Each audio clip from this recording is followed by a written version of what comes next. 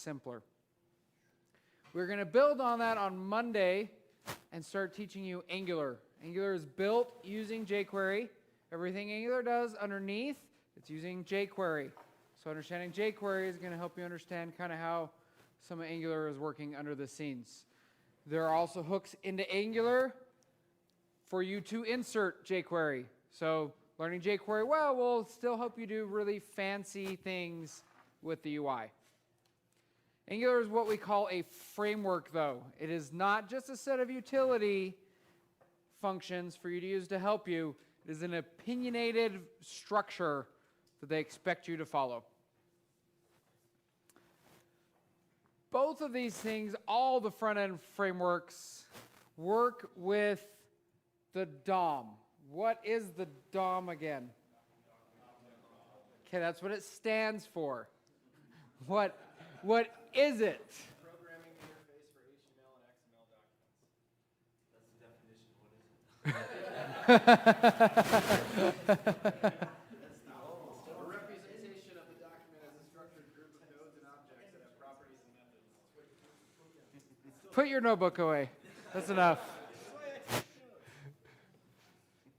for the script in the browser to interact, and it's like a event management for like what happens when and why it happens. It includes that. It includes that, but it's more. The DOM is the staging area where all the pieces come together. You write your HTML document, you write your CSS, you write your JavaScript. It's on the DOM that it figures out how all that works together. And you're going to see why that's important today with jQuery, because right now you just have HTML, CSS, really, right? It's like, great, I did HTML, CSS, it's rendered, it's done. But now we're going to start using jQuery to start changing what's going on in the HTML on the fly. But we're not modifying the file. We're not modifying the HTML. We are working with the DOM, the document object model, the model of the HTML document, the representation of what's actually happening on the screen.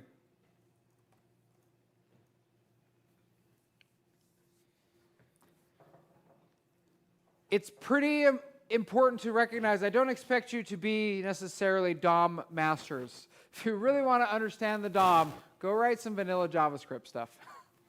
Because then you will literally say document dot find element by ID, get an element that way, and then start just manually manipulating what's going on. That's what gets tedious really quick. And that's how we used to have to write websites until jQuery came along. Until 2006. Websites were all written that way. And that is why when I graduated, I said, nope, I'm not doing that. I'm going to go do C#. Web does not sound fun to me. And I ran away. And then I came back in, it was 2011.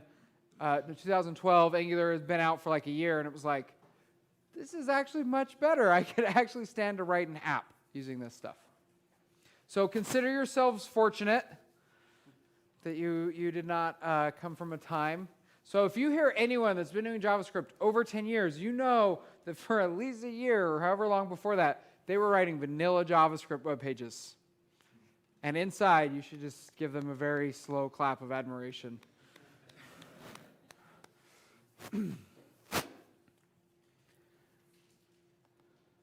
All right, time to plug in.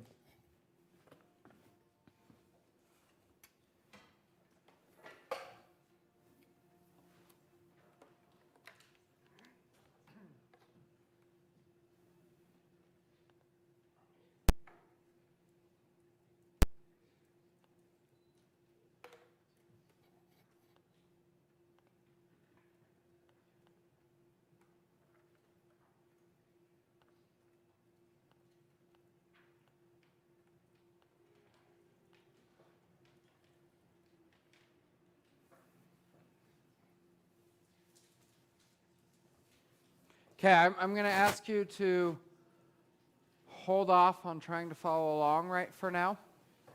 I'm going to be deleting and changing a lot of things as we go. I will totally share what I make, and there's going to be 2 opportunities before the end of my speaking today where you can follow along to get some of your own typing in, okay? But I'd rather you pay attention because there's going to be a lot of concepts that I want to try to get through without waiting for people to stay caught up. So we're on an HTML page. There's a script tag where we're bringing in jQuery. First step to using jQuery or a third-party library. This is just going to bring JavaScript into your page. This is the first time where we're bringing in a third party, not our code. Someone else's code that we want to use. So we bring that into the page, and then we will have access to it.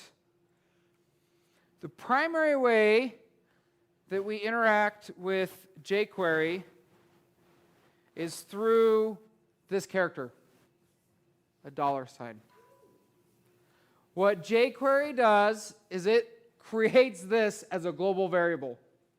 They've called dibs on this. So please don't make a library that works with a $sign in the front. You'll just fight with jQuery. Pick something like a percentage sign. No, don't do a percentage. That's mod. That won't work either. So we're going to do a $sign, but this $sign, even though it's a global variable, is a function. The first part that we're going to do with this is what is called the selector part. When I say selector, does that trigger anything? CSS selector, right? Exact same concept. Pretty much anything you could do with a CSS selector, you can do right here. So if I wanted something, an element with the ID of app, I would do that. Div ID app.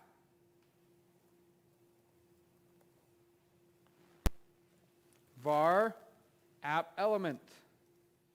What we've done, we just selected the app as a jQuery object. We can now do the second half, which is any manipulation or interaction with that element. So the 2 parts to any jQuery, the first part is you need to select or create something, and then you can interact with it. And when I say create, I mean create. Var inner div, following this exact same structure, except for here, I'm going to write actual HTML. Div, DM10 is winning.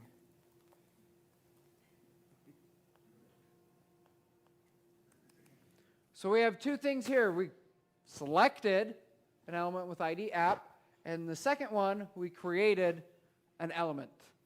How does it know the difference? This character right here. Start with a caret, and it knows, well, you're making something, not selecting something. Now, if we want to use them together, we can start using some jQuery utility functions. In this case, the appropriate one to use is to take our app element and append our inner div.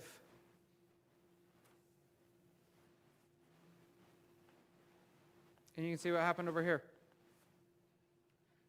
This is all the HTML that I have. But this is what's on the screen. This is what got rendered. This is the output.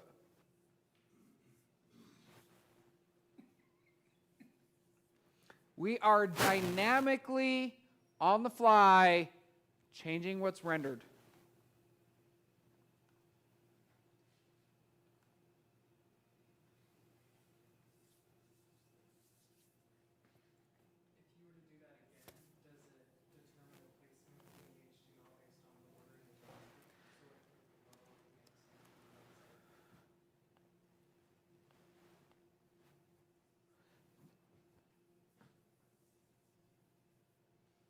That is not what I was expecting.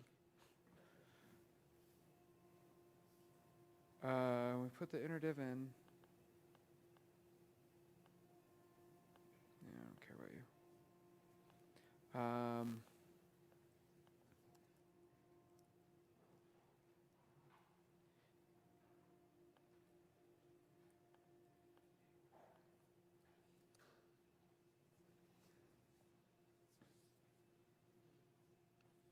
So as long as you're not repeating the exact same thing, and I actually know why that is, you'd keep adding things. We'll dive more into append in a little bit. I'm just trying to show you, like, we're dynamically starting to manipulate what's going on. Okay? So we have jQuery. We've got HTML that we can work with. And then we're starting to use JavaScript to manipulate what's going on in real time. Reasons why to do this: someone clicked a button, they expect something to happen. We can now react to our data and to our users. Before that, it was static. Today is the day. I'm excited. You're going to start building some stuff. You're like, oh, okay, I can't believe we went from what we did yesterday to what we did today, because instead of like solving JavaScript problems, we're going to make some neat stuff today that like does things. Okay. Select or create. You with me? So let's go run through. I'm going to make another div here. Div, we'll give this one a class. We'll just call it 1.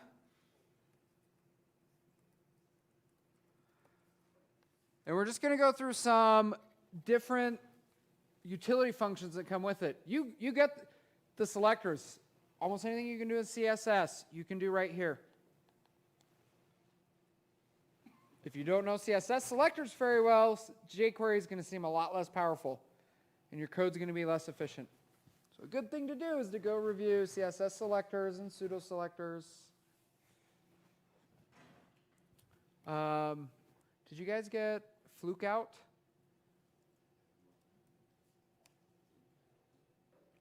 I'll share this one. This is a good CSS selector practice thing. It's fluke out. There's 26 levels, and they're just CSS selector challenges. So here we are supposed to, what is this one? Select the plates. How would I select the plates?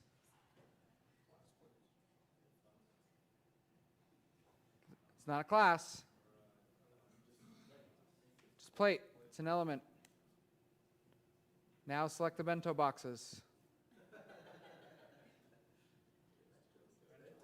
Bento. Now select the fancy plate.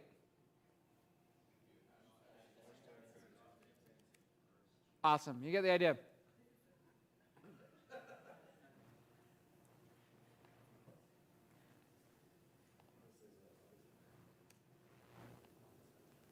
Okay. CSS selector practice. It will help you a ton writing more efficient jQuery selectors to do neat things.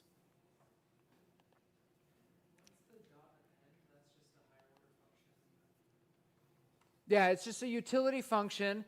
We selected an element, and then we use this utility function to manipulate it or do something with it. And is that a JavaScript function or a jQuery function?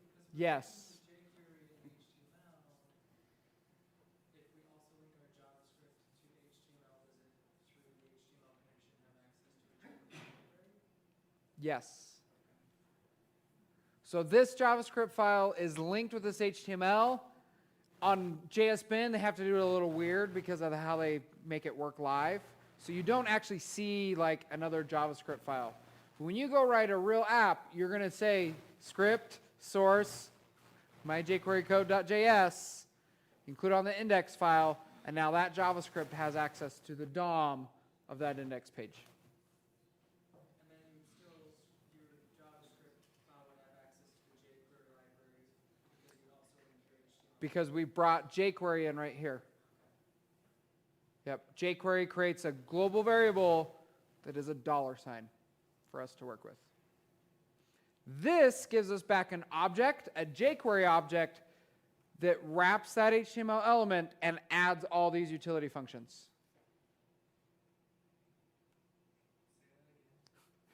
So we do a selector here. We're selecting hash app, which gets us this div with the ID of app. It gives us back this, jQuery gave us this object. And it's for that reason that we are going to have access to append, text, CSS, class, prepend, remove, a whole bunch of these that we're about to go through. Because we got it via jQuery. So, var one element. How would I get this guy? Dollar sign?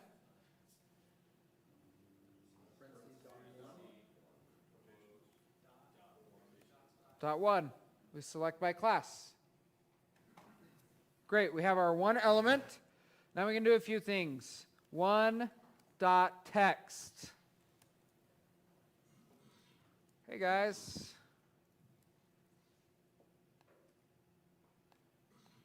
One element.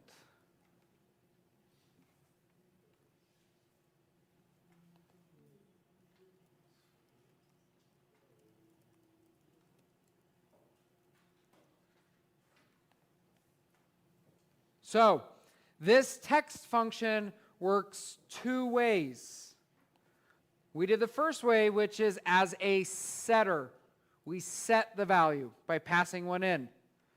But if you invoke it without passing anything in, and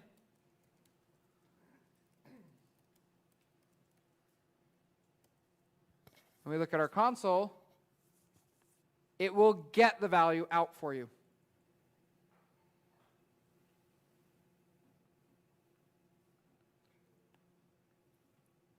So I noticed the text is a little different just because the HTML default CSS depending on what type of header you're using. I'm guessing that's where the Yeah, I did an H3 here. if we link our HTML to a CSS reset button, is that still gonna work okay? Yeah, it just, all those do is normalize your styles and make them ugly. So that when you see ugly, you're like, oh, I didn't style that myself yet. You're not trusting the default. That's what reset is for.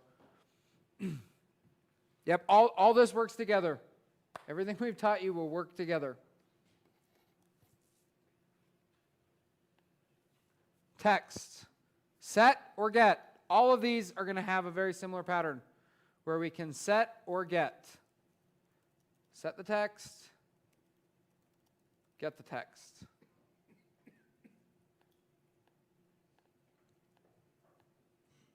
Okay. Let's go do the next one. Text.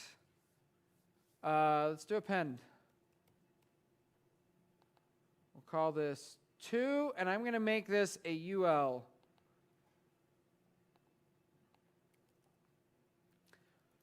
Var 2 element dot 2. We got it. Now we want to append to it. I'm going to go and once again make something var list item.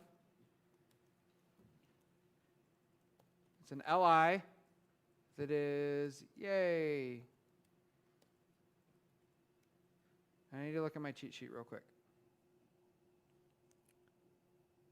We make it again. I should be able to. Oh, we do. And then, thank you. And then we can append, as we saw, 2 element dot append list item. We've appended to the list. I'm going to put some default things in here. Item li item 1 and li item 2. Where did our insertion show up? At the bottom of any children. We had item 1 and item 2, and append, we'll put it underneath those items. We can then take 2 element dot prepend as a complement, and we're just going to do yay 2, and where does it show up? at the top. So with those two, you can decide where you want it to show up. Do you want to show it after or before what's going on?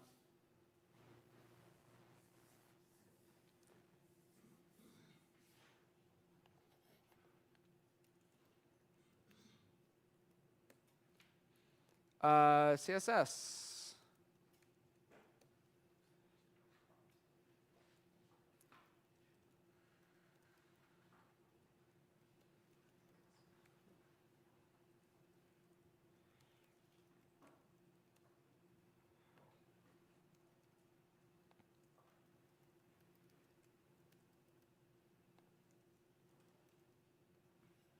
I'm commenting this because I plan on sharing it.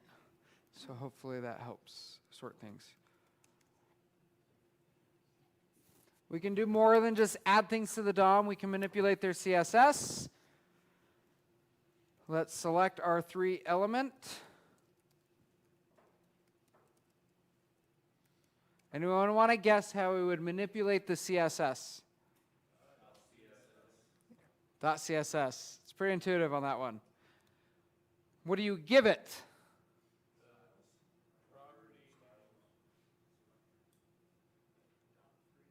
Not quite as intuitive.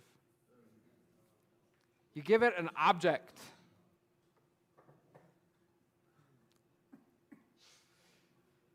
A JavaScript object looks an awful lot like a CSS styling block. Key, value, key, value. So now we can go off of that. So key, background, value, red. We need to put something inside of here.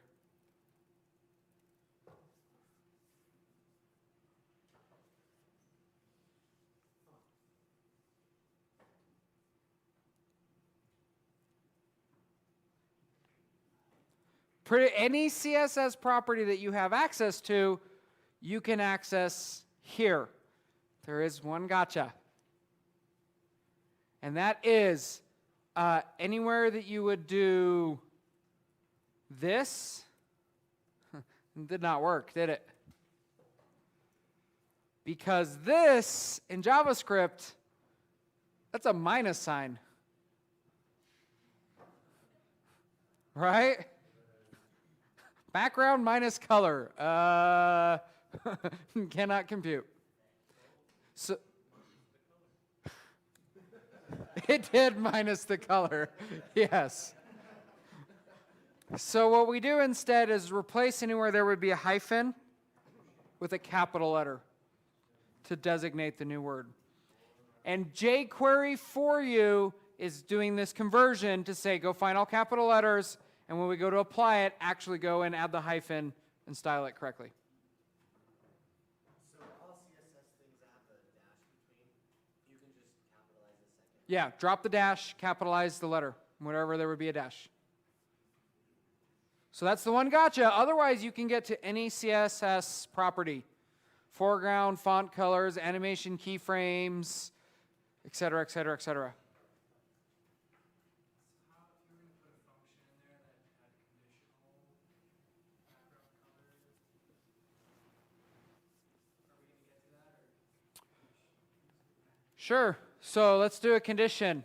Let's say it's red if var color is going to be equal to is awesome.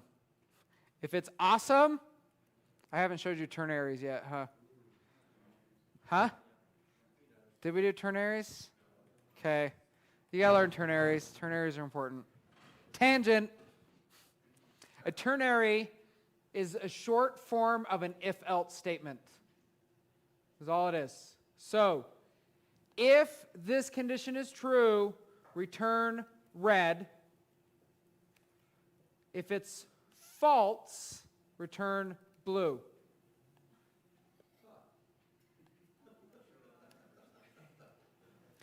So we can say var is awesome is true, and now we're red.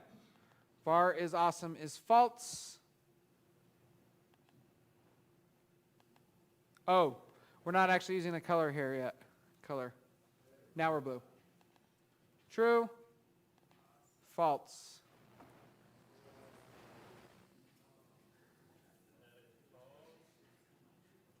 Ternary, Ternary. What did you say the question mark and the colon mean? So this is a shortcut syntax for an if-else statement. The question mark separates your condition. If we were to write this in if-else, it would look like this. Color 2, if is awesome, then color 2 equals red. Else, color 2 equals blue. This is doing the exact same thing as this, but this is much shorter. No. Ternary means three properties. It's always set. You can nest them, though, and put a ternary inside a ternary inside a ternary inside a ternary. So that shorthand is just like a jQuery thing. No, this is a JavaScript thing. You can use that in any JavaScript. You use this in any JavaScript, anywhere. If else. It's JavaScript for an if else. Huh? I've been holding back on you. Oh, man, how much time we got? Okay. If you think if we finish early, I'll show you another one. I'm trying to get you the core of how things work underneath, and I'll show you the tricks as we go. But we're going to keep going before I show you more and we get on another tangent.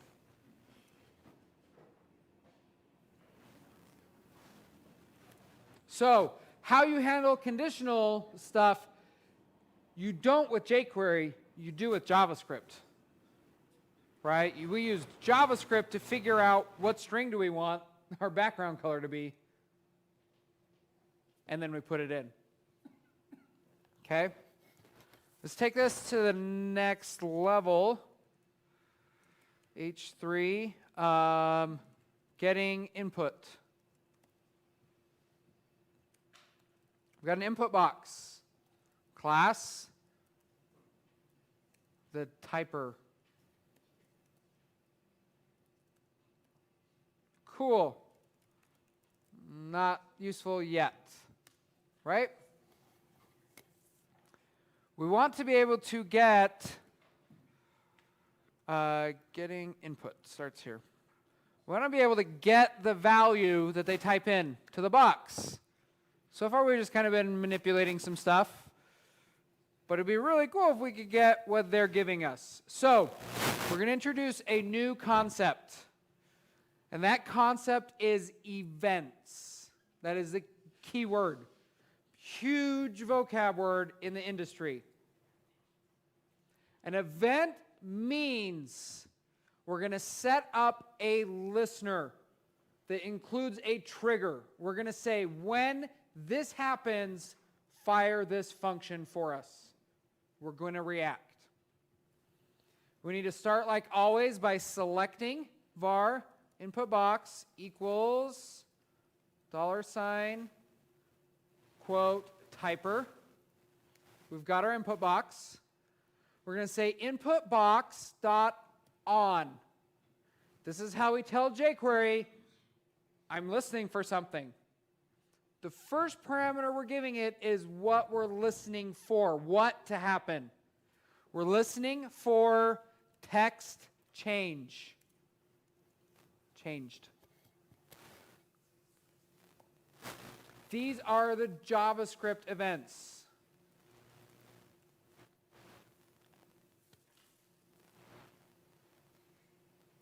Here's a few. These are some common ones. On change, so I need to change my thing to change. Click, mouse over, mouse out, key down, load. I had another better list at some point that I'll go find. Someone go, Fred or Jordan, go find me a good list of JavaScript events.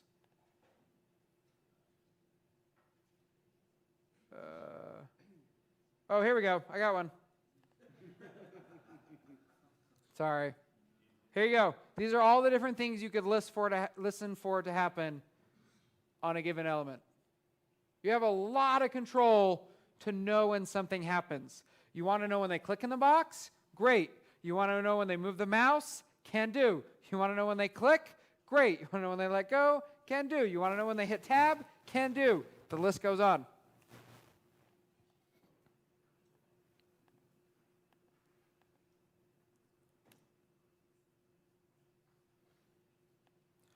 So this is on change. On change, call this function. The first parameter it gets is an event. And that just contains some meta information. We don't need it for this right now. We're on it. So on this event, because we're doing like text change stuff, it's going to be a keyboard event. On that keyboard event, this is the main reason you use this, there is a key code that it will give you. They will tell you which key they pressed. So you could use that key code, and we could say if, sure, let's do it. If ev.keycode is equal to 13, that is the enter key. How do I know? I've done this hundreds of times. You know 13. So if they push the enter key, then we're going to take our 3 element, we're going to call CSS, and we're going to change the background color again to what they typed in.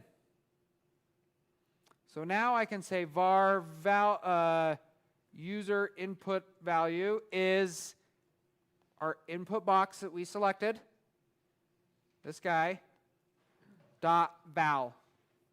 Get the value out that they've typed in. And then we're going to use user input val right here. Purple. I have something completely broken. Oh, not a valid color.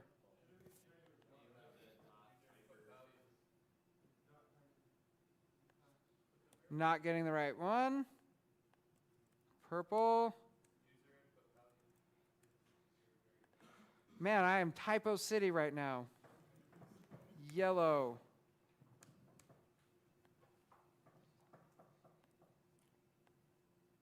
Okay, let's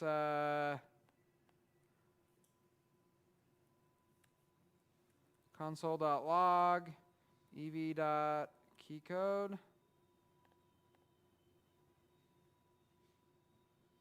We need that back. I've got my change event off.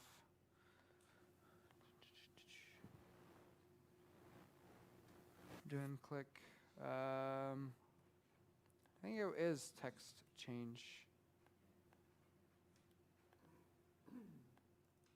Nope, text changed. Well, I need a console log. All right, I'll look at my own references. Change, on change, should be, has change, rate change. On change. Console log. jQuery, text change.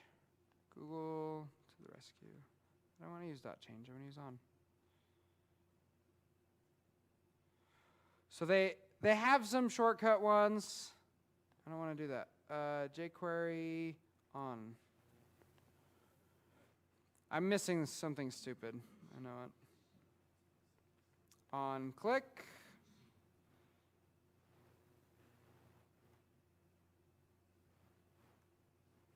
On submit.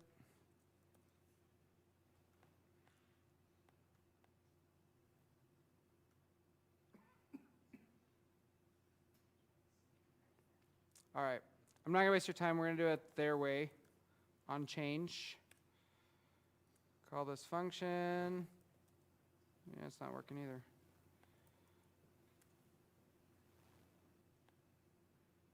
Undefined.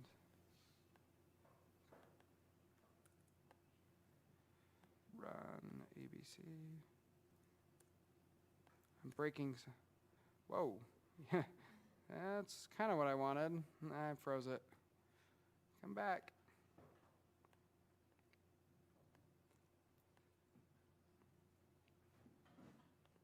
Lesson that you should be learning from this: you can still code 9 years and still get a little lost sometimes. I killed it. Go away, console. Maybe that will help. Okay. Save it while I can, so we don't lose where we were at. All right. No more guessing.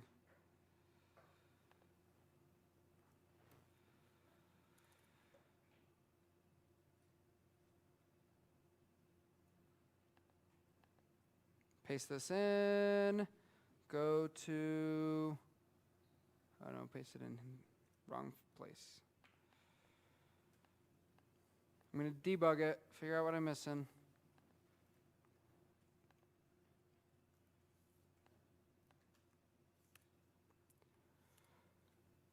Get our typer, which means we need an index.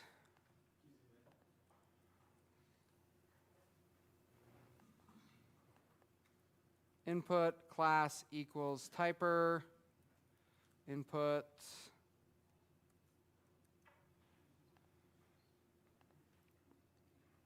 run it.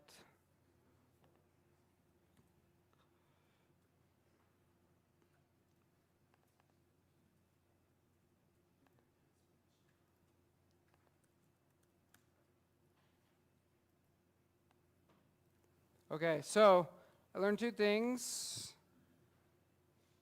Change is only firing when I hit enter. I don't know why. I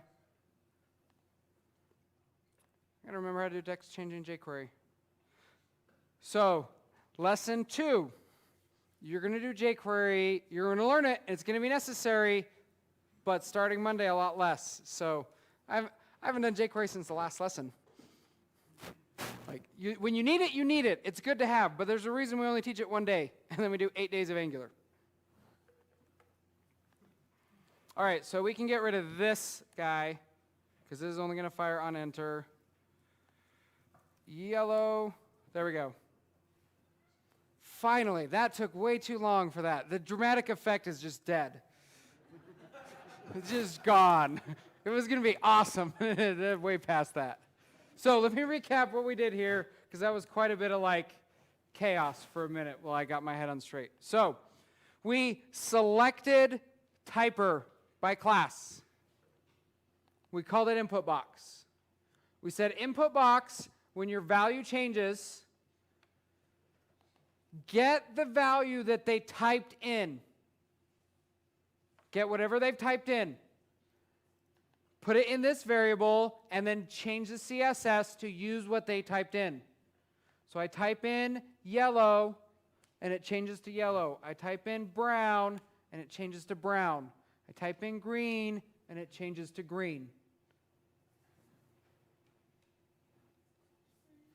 The dot val is just the jQuery thing. It will know what the value. Yep, dot val is another one of these utility functions, just like dot CSS. Dot append, dot prepend, all of those.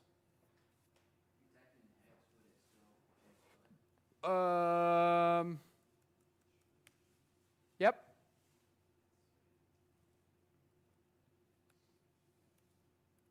Don't know what that is. Lime green. So you could do something crazy like have all the hex values and like. You can do anything crazy you want now. You have power. You have unbelievable power now. Including writing an infinite loop that crashes the browser.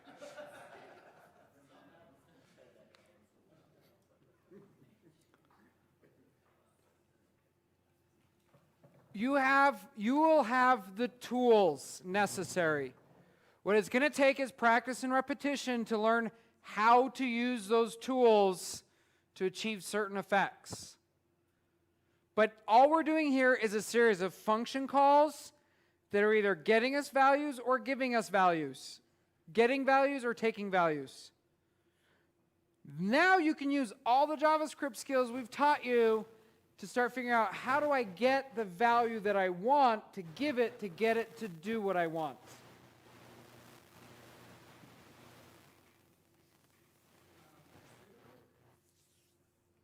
How are we accessing the color outside of the function?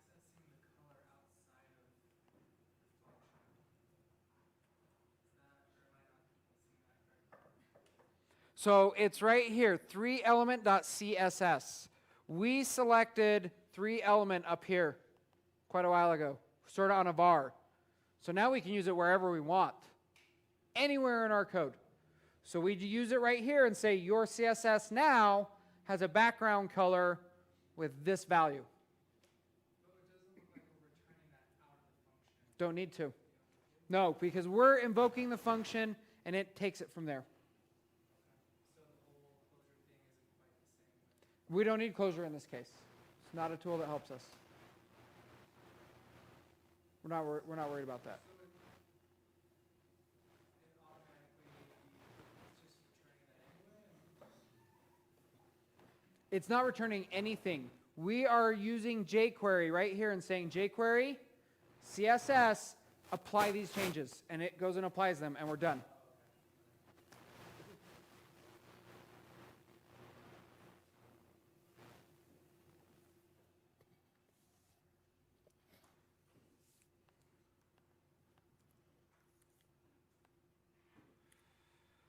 Okay. Let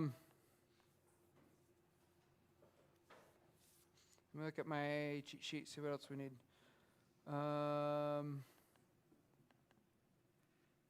We'll cover that one later. Val. We did val. We've done text. So we need to do HTML, find, show, toggle class.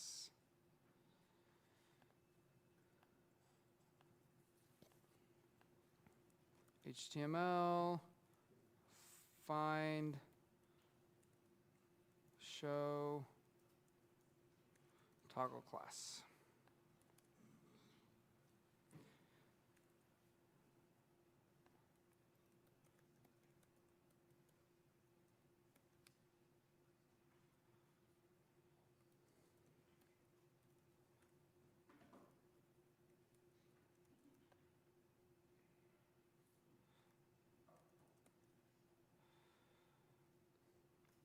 Okay, let's go select 4. Var 4 equals 4. 4.html. Again, can be used two ways. We can get the HTML out.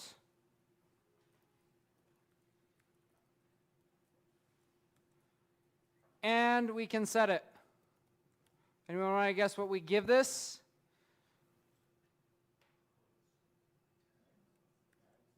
HTML. Span. No naps yet.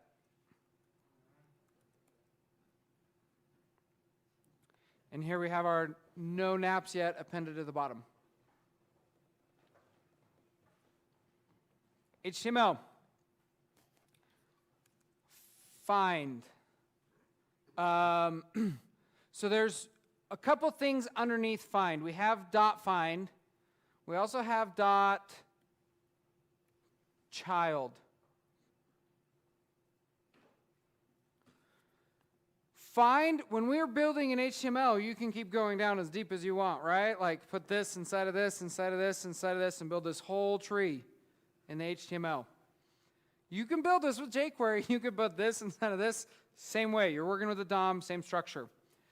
What find lets us do is start with a given element and then only look underneath that for something that matches our selector. Why would that be useful?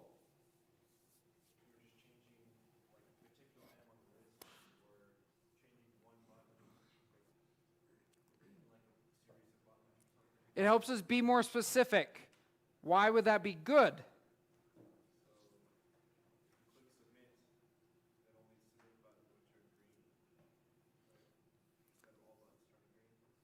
We can get to that. We could do it the other way just by adding a specific class and getting that one button that way. You're gonna have a lot of code,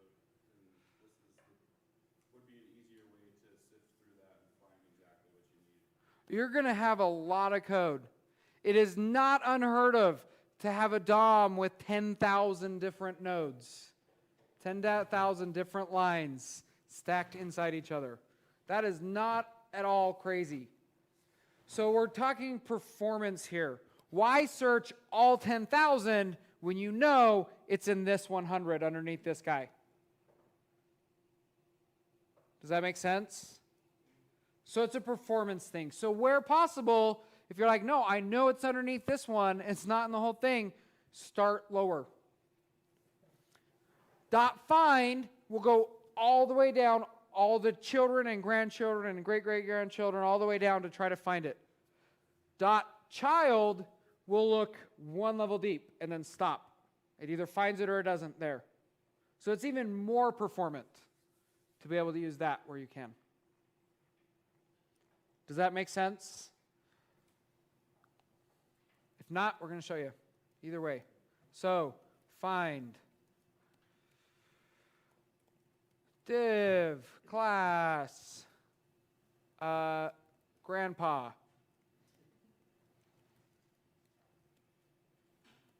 Div class dad.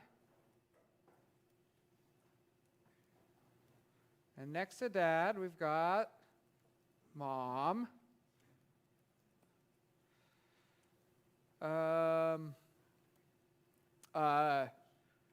Div UL class children from first marriage.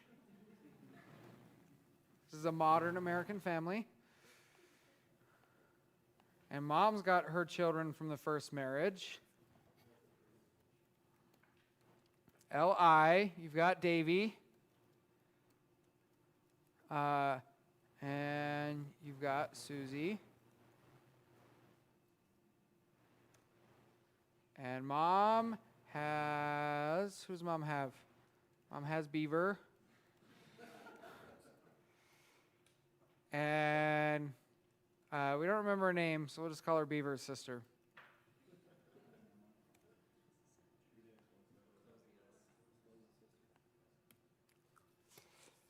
Okay, so we've got some sort of like hierarchical structure. Let's select var grandpa is going to equal $ grandpa.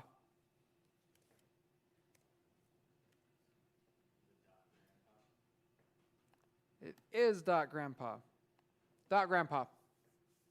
We've selected grandpa. If we do grandpa.find, not typing that out again, children from first marriage. And let's see, var children is that guy. These are grandkids, right? Those are the grandkids.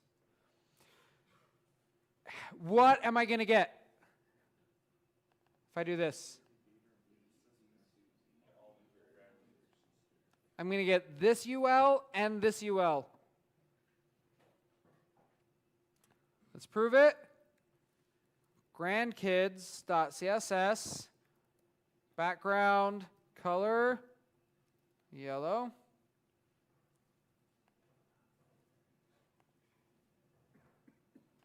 Oh, why are you so stubborn? Oh, dot children from first marriage.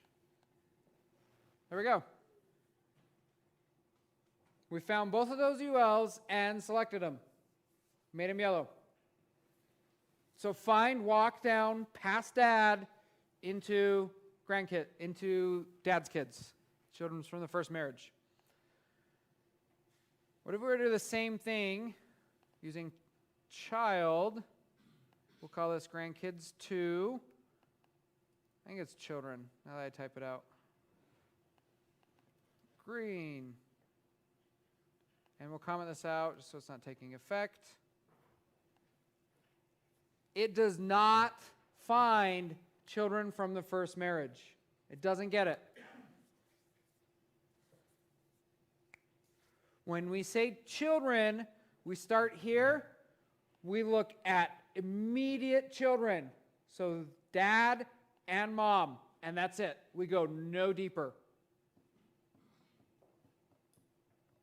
Again, main reason to do this is performance. That's one. Two, what if we had a div inside of these? So now I've got grandpa who has children that's a div. It's got a UL with an LI with a div. I could change this to be any children that are a div, and it's only going to get those ones and not walk all the way down and get sub-divs. I only want divs just inside this guy. Don't go all the way down. So it gives you another level of control as well to impact only the layer that you want in this tree.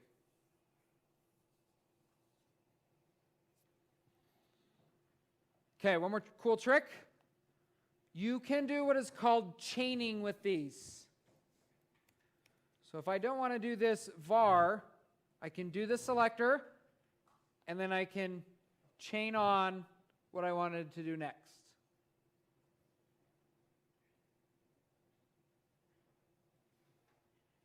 So instead of finding them, putting them in a variable, using the variable, and updating the CSS, I said, go get them, and as soon as you have them, change their CSS.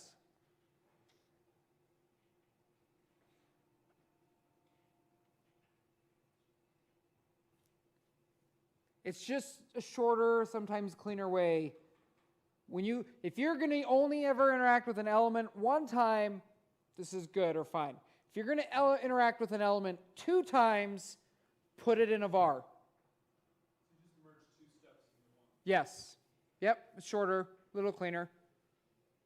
But if I were going to interact with these divs more than once, I would always put them in a var. So I don't have to do the selector twice, because that becomes a mess and it's much more easier to maintain. Don't repeat yourself. Get it one time and only ever one time. One more thing that I hope you noticed out of this is plural. It's really powerful with jQuery. This selector found 2 results. It actually was an array, but we were still able to call CSS, and it just worked on all of the results that we found. You don't have to worry about plural versus multiple in jQuery when you want to manipulate stuff. You do the selector, it will find anything that matches, whether it's one or many. You manipulate it, and it will update one or many. Okay. I'm not going to add something new so that we can do these last ones kind of quick because they're short. And then we're going to have you start following along. Something else. So let's just use for, which is no naps yet. For.hide. For is gone. For.show. It's back. So if you want to do like a toggle thing, you could use these. Hide and show. Last one. Toggle. I should do click event too. We'll do click event. Toggle class. Anyone want to guess what that does? Toggle's a class. So this one I do need to add something new. H3 toggle class.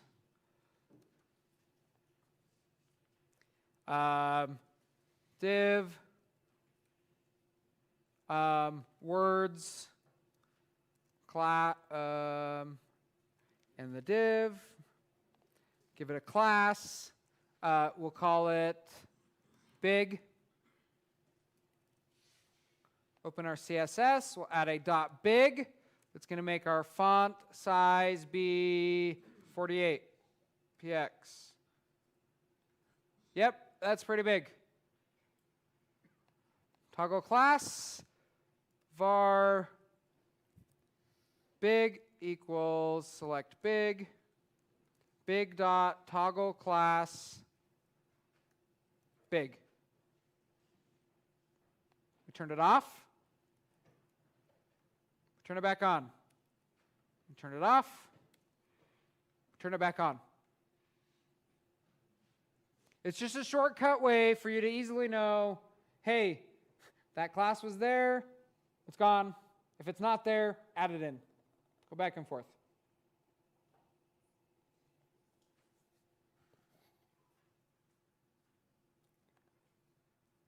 Click. Let's do this. We have big already. Big dot on click. Call this function. This is using events again. When they click it, big dot toggle class. Big. You ready for this? I know.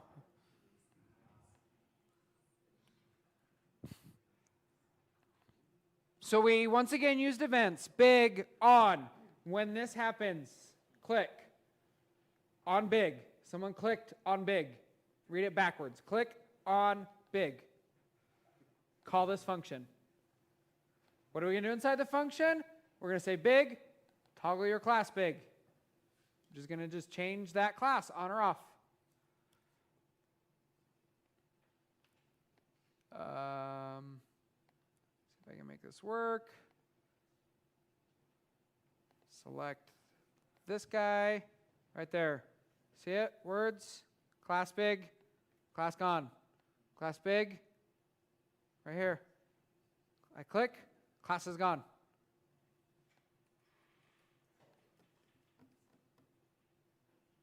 Cool. The power is real. Let's take a break before we go on.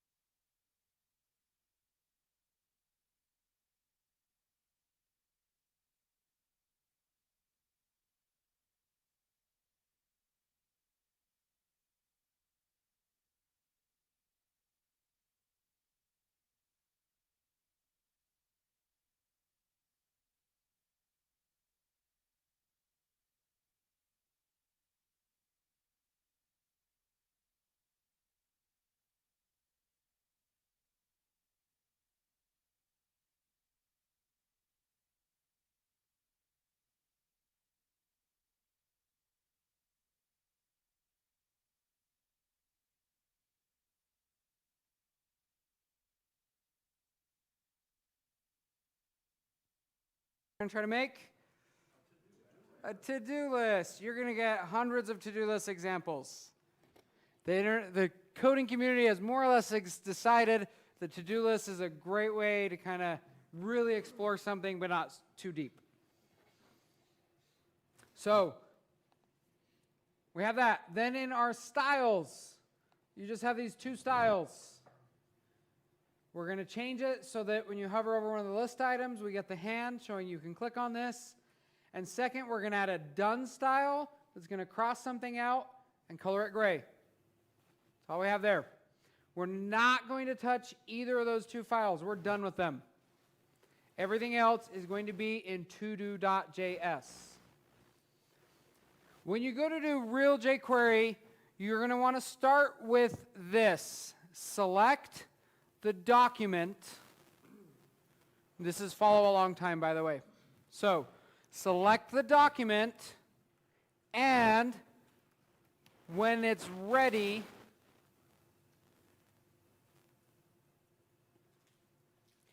call this function.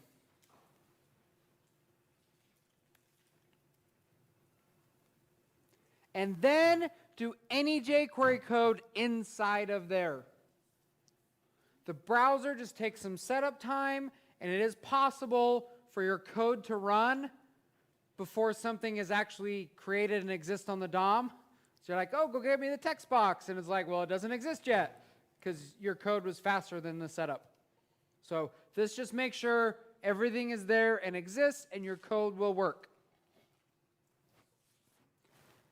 Step 2, we're going to copy that code that I gave you inside of there and uncomment it.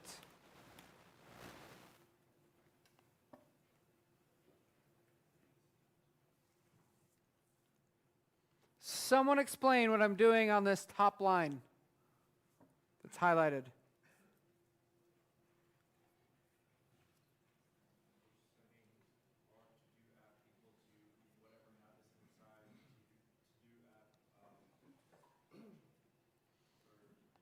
We are setting the var to do app equal to our jQuery to do app element.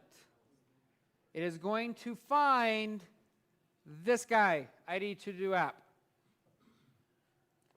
Someone describe what is happening in these other lines. Someone else.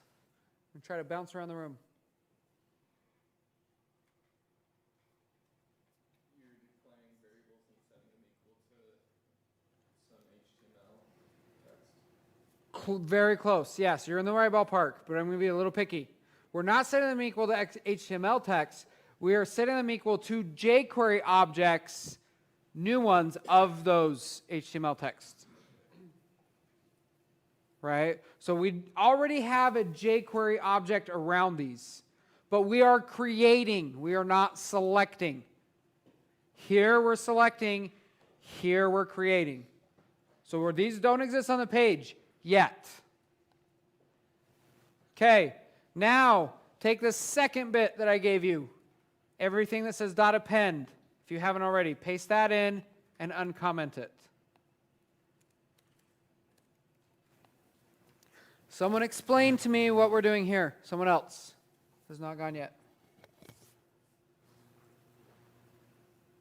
Don't be that person that holds the class up. Speak up. Let's keep going.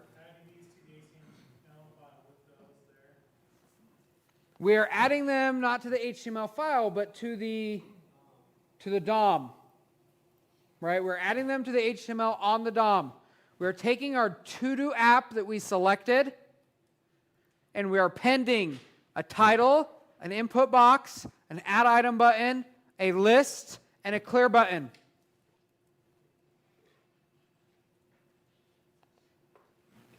And now we have this. You should see the same thing if you run your index file or your live server or whatever you're doing.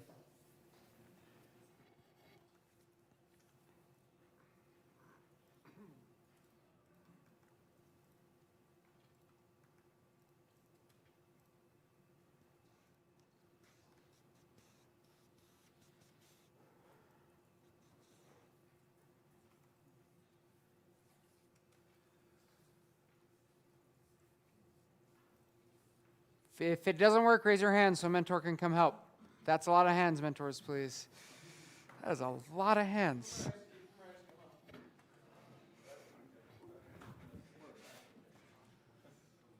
Index 9? Why is it index 9? Is that what you call it? Awesome. So, This appending the elements in is really just for practice so you can kind of see what's going on. In a real app, those things are going to exist. I would declare them in HTML and then select them so that my HTML is better describing my shape and my structure. But we're learning jQuery, so that's practice. All right, we did 2 and 3, 4. We're going to add an item click right here to add item. I should be able to type in text, click on the button, and it should add it to my list.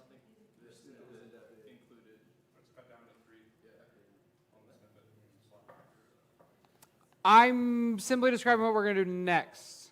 This is what we need to do next. Okay? This does not work yet. We should type, click, and it adds it to the list. Okay? So, first thing we need to do is what?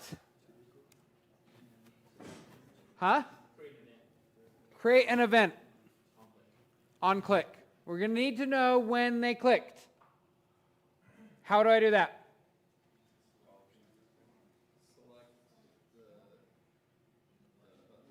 Do I select the button? No, because we already have a reference to it. Right here. It's already on a var. So we're just going to use it. Yeah, it's assigned to that variable. It doesn't matter that we appended it. It's still that same thing that's been added. One selector per thing. We already have a selector for that button, so we're going to use it. Okay, now we've got the right element. What's next? Dot on, click.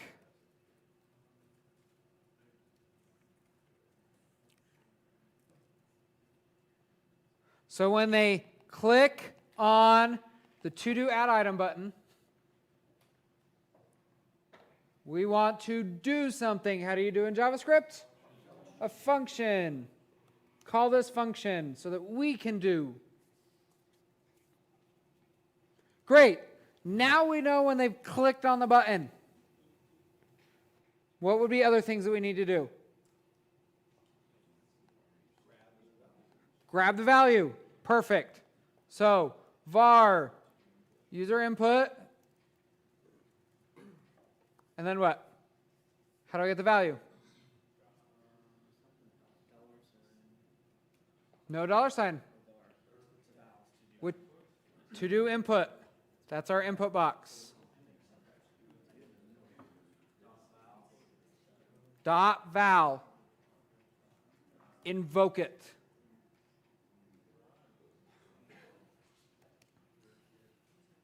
Sweet. We have the value. One more thing. We need to append it.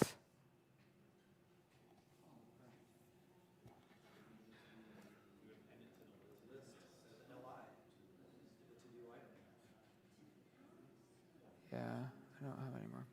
So, we're going to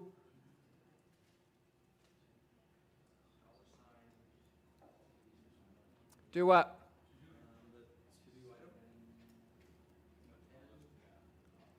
To-do item. Dot append. Nope. We're close. Nope. You append to a parent. You don't take the element you want to add in and append to it. You take the parent and add in what you want to append to. So we're going to use the to-do list and append to it.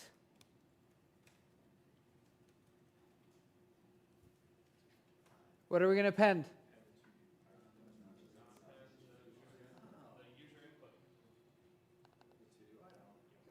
We need both. We need the to-do item and the user input. Right? Because we want to put the text inside. So how could we take this and put text inside of it?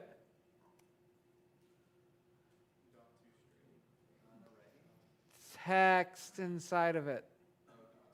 dot text. The text is going to be user input.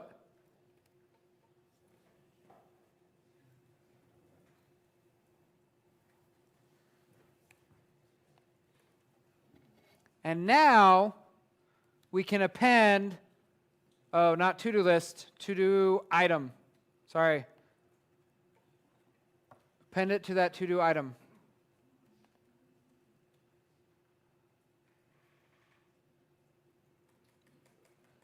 Now we can append the to-do item.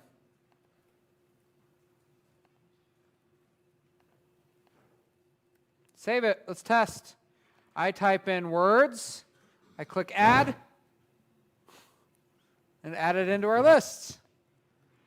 Stuff. I click add. Oh.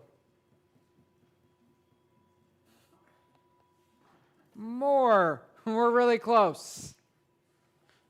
It's intentional so that you see and feel this. You cannot simply just reuse the same thing that you create. So what we actually need to do is take this selector, I'm going to delete that line so I don't use it, and create my to-do item. Every time they click add, we're going to recreate it.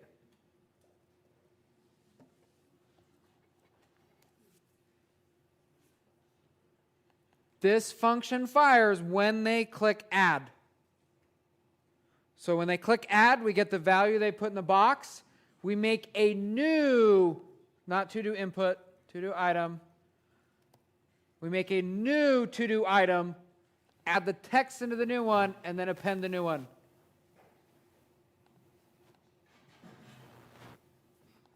Save, words, stuff, to-doing. So good. Such power.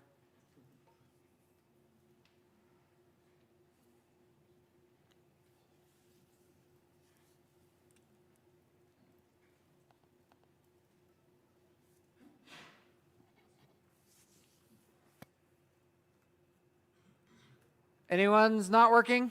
Raise your hand, please, so we can come help. Get you caught up. 2 more things on this project, and then we're going to do another project. Yay. All right, so next step. I type in things I want to get done.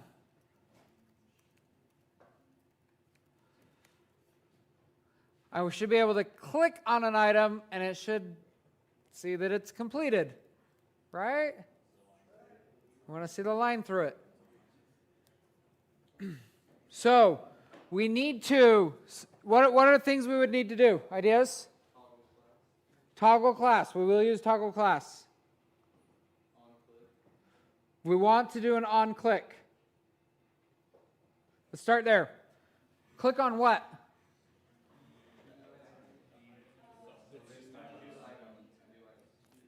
To-do items inside here, we don't have access to it. To-do list. To-do list. Dot on click. Call this function.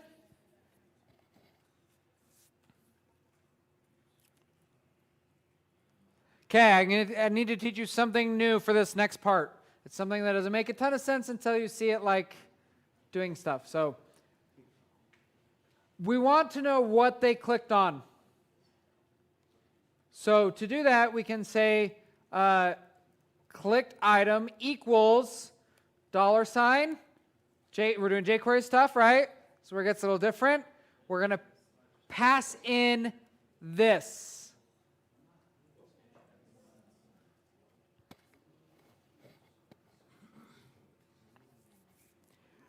jQuery, when it fires any of these events, will set on the context, on the this keyword, the actual element that fired the event.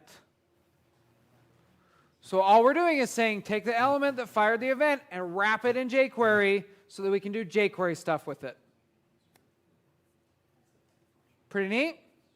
Now you know why we taught you context before we moved on to this stuff. Imagine if we had taught you this and you're like, what does this keyword do? No, break brains. So now we've got it. Now we're going to toggle class. Clicked item dot toggle class. What class are we tagging? It's already in our styles. Done.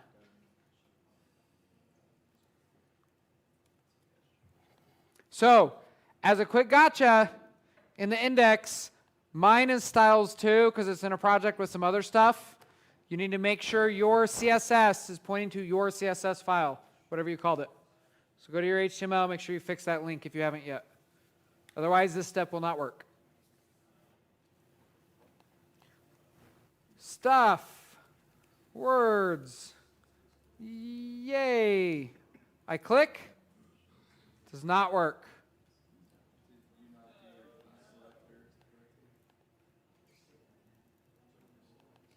Done. Done. It does not work because we're missing one thing. And I don't blame you because I didn't show you this either. When you do a click event, you can do a sub-selector as well. Because we created these to-do items, you're going to be doing this a lot. This is the why. I'm going to start with the why. You're going to be adding things dynamically a lot. We are adding to-do items that we do not have a reference for. We also do not want to have to continually go back and reselect them and reselect them and reselect them. So we can say to-do list on click of an LI element. It is mixing the click event with the find of the children. So find any children that are LIs. When they are clicked, fire this event. And the main thing this is doing is changing the this pointer to be one specific LI item instead of the whole list. Without this, the this pointer was actually pointing to the whole UL list. I could go to my styles, add a class for done on UL, and it would have crossed out the whole thing. It's not what we want. We want one item crossed out. So I'll save.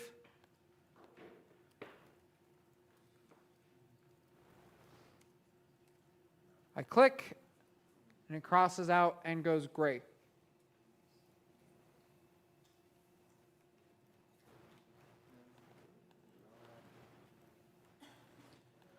Let's walk through it little by little so you can try to spot your own typo, and then we'll do hands.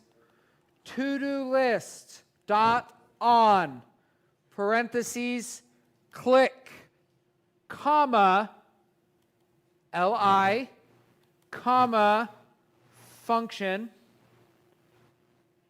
Then we're going to put the clicked item in a var that is created by doing $sign and passing in this. And then say clicked item, toggle class, done. Because we say toggle class, so it knows to add it for us. There's no way yes. There's no way to toggle ID or other things like that. So just this is the class name. Okay, hands, if yours is still not working.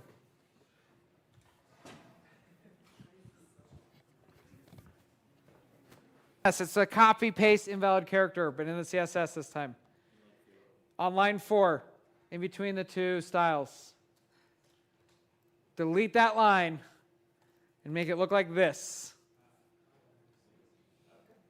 And that will probably fix it. Never copy paste out of Slack again. Never. If yours is still not working after that, go ahead. Last thing we want to do on this project is get the remove all done button to work. How can we do that?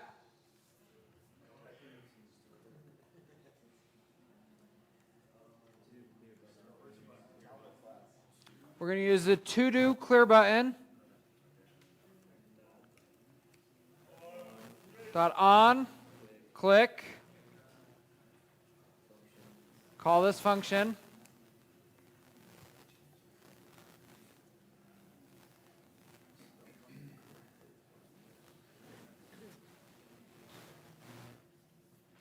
What would be next? Huh? We want to remove them from the page. We're going to want to use dot remove. What are we going to dot remove? All of the list items? The ones with the done class. So how do we get the list items with the done class? We're going to select li.done. Select me any list item with the .done class. And then remove it. That's it.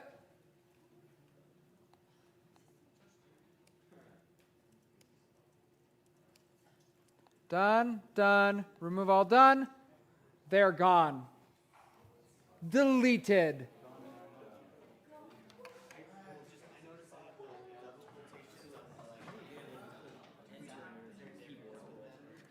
No, but I should be consistent. They both work in JavaScript. When you add new items to your list, I have to click add every time instead of hitting enter. Is that a problem? Huh? That would be that's so Black Diamond on this is they be able to add items with the enter key instead of having to go to the add button and back. But you can do that on your own time.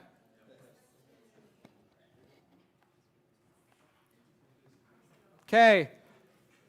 You want to go to class.devmountain.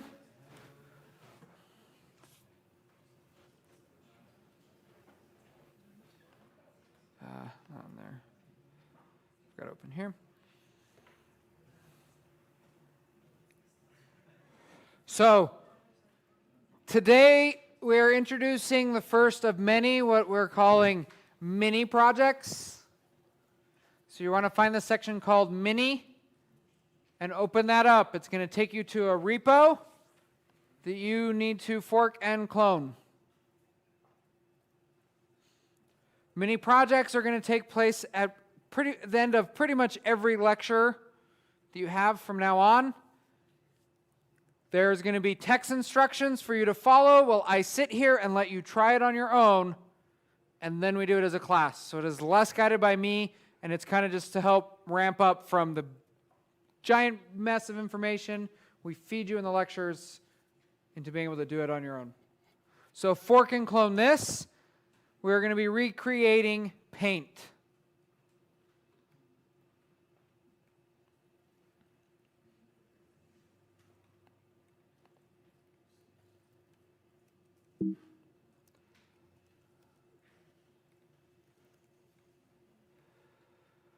Step 1.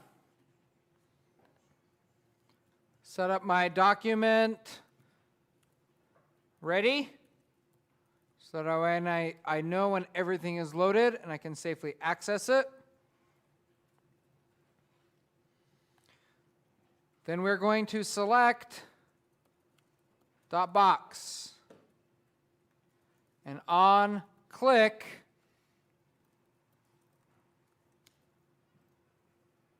we're going to select .box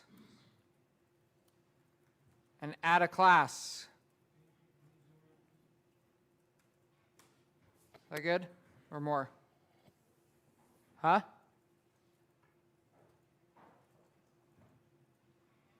Good? Okay.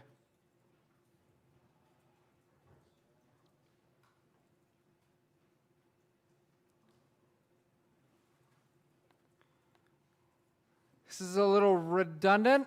It does work though. Right? It does something.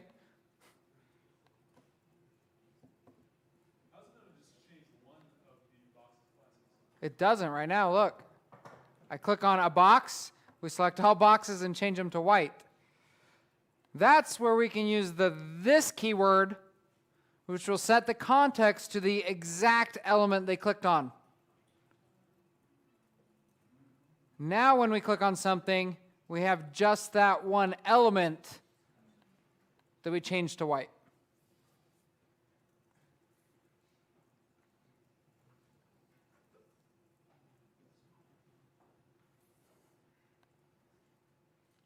Okay, that's step one. If you were stuck with that, raise your hand so we can help you get caught up. Otherwise, continue on with step two.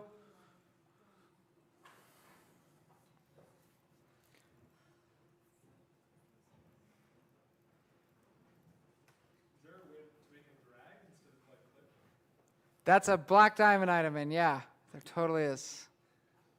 I'm happy to help you talk through the logic when we're done.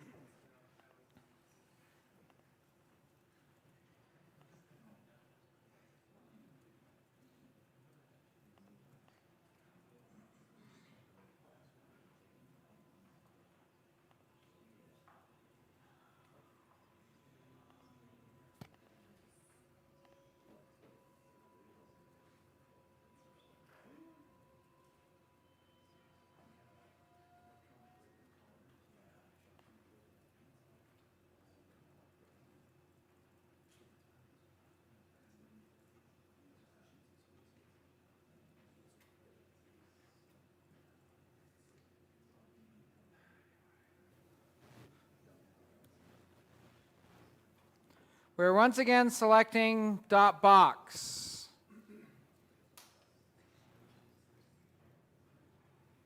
And adding an on. But this time, instead of listening for click, we're going to listen for double click. I plugged it in.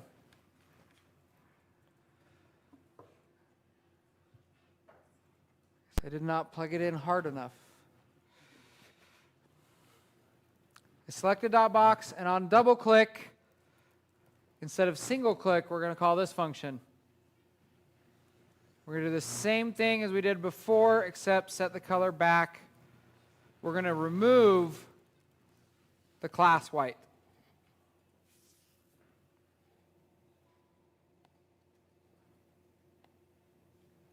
Refresh, white, white, double click, and it's been reset.